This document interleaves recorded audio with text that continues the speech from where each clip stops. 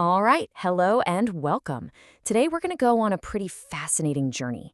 We're going to start right at the very edge of what it means to be alive, and then we'll follow that thread all the way back to something simple but really powerful about how we live our everyday lives. So let's dive in. So let's just start with the big question, right? It's really the heart of everything we're talking about today. What can exploring the edge of life actually teach us about living it? The life you and I are living right this second. It's a question that, believe me, takes us to some really interesting places. And to start digging into that, we're going to look at a phenomenon that has fascinated people forever. It's something that happens right at that threshold we were just talking about. I'm talking about the near-death experience. Okay, so what is a near-death experience, an NDE? Well, to put it simply, it's all about those profound, sometimes completely life-changing experiences people talk about after they've been revived from being clinically dead, like after a heart attack. And look, this isn't about belief systems. It's about a very real reported human experience. You know what's absolutely fascinating, though? It's how incredibly consistent these stories are. It doesn't matter what culture you're from or what time period you live in. People all over the world report such similar things. Things like a sense of leaving their physical body, this feeling of deep, overwhelming peace, moving through a tunnel toward a light, seeing their whole life flash before their eyes, and a lot of times a real reluctance to return.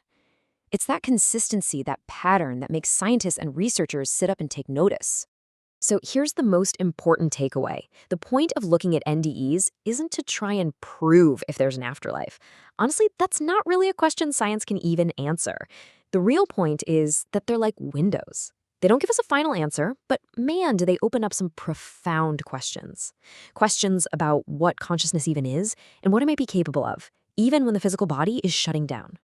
And that kind of mystery, well, it naturally leads to the next big question, doesn't it? When we're faced with these huge, mind-bending ideas, who are we supposed to listen to? Who actually gets to speak about what's true? This next thought, it really gets to the heart of it. Think about it. We're surrounded by experts, right? People with PhDs, decades of experience, all the credentials. And don't get me wrong, that work is super valuable, and it earns them the right to speak. But, and this is a big but, it doesn't automatically mean they're aligned with truth. There's a really subtle but incredibly important difference there. This slide breaks it down perfectly. There are really two different ways we can know something. On one hand, you've got explanation. That's the intellectual route, right? It's all about models, arguments, and who has the right credentials. But then on the other hand, there's recognition. This is way more intuitive. It comes from a direct, inner sense of clarity, from your own lived reality. And hey, one isn't better than the other, but you have to see that they are two fundamentally different ways of knowing. So let me ask you a question to make this super clear. Just think about it for a second. Right now, in your life, are you standing closer to the fire itself, feeling its heat, seeing the flames flicker? Or are you standing a bit further back, studying a perfect, detailed diagram of the fire? See the difference? One is direct, raw experience. The other is an explanation about the experience. Both have their place, for sure, but they are absolutely not the same thing. Okay, so this whole distinction between direct experience and just explaining things, it brings up a huge problem with the main tool we use to explain things, our words. If that direct experience is what matters, how do we even talk about it? How can we find words that actually point to the truth without, messing it up? I mean, just take a word like spiritual. We all kind of know what it's pointing at, but man, does that word come with a lot of baggage, right? It immediately gets tangled up with identity, with specific beliefs, with this whole idea of who's in the club and who's not. The irony is that sometimes the very labels we use to describe something actually hide it.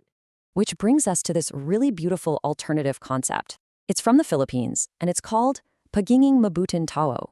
It just translates to being a good person.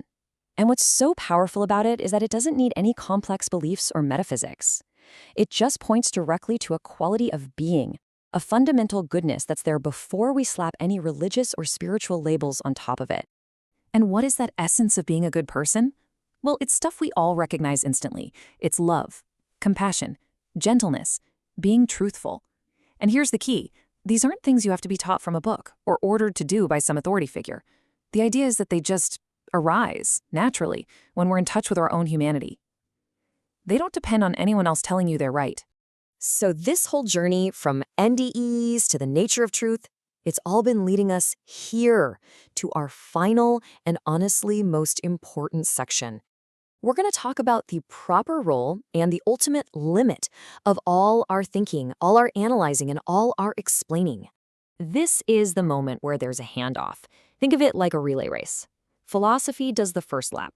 Its job is to ask the tough questions. Is this true? Does this make sense? It clears away all the confusing stuff. But philosophy can only take the baton so far. Then it has to hand it off to humility. And humility asks a much simpler and much more personal question. Okay, that's great, but are you actually living it? And this right here, this is the line in the sand. It's the moment our clever explanations, our fancy theories become an excuse, a way to get out of our basic responsibility to just be a good person, to be kind, to be present, to be honest. The second that happens, philosophy has completely lost the plot. The insight isn't a way of being anymore. It's just become an identity. And that brings us to this really beautiful final thought. The whole point of all this searching and questioning, it's not about finding some perfect, bulletproof answer that you can hold up like a trophy. The real end of the line for philosophy is a bow. It's this act of respect, of humility, in the face of a truth that's meant to be lived, not just figured out. So I want to leave you with this one last question to chew on. What if the final destination of this entire journey, from the edge of life all the way to the heart of philosophy, what if it isn't about getting a final conclusion? What if the destination isn't an idea you can write down, but simply a way of being, just a way of being in the world? Something to think about. Thanks so much for joining me.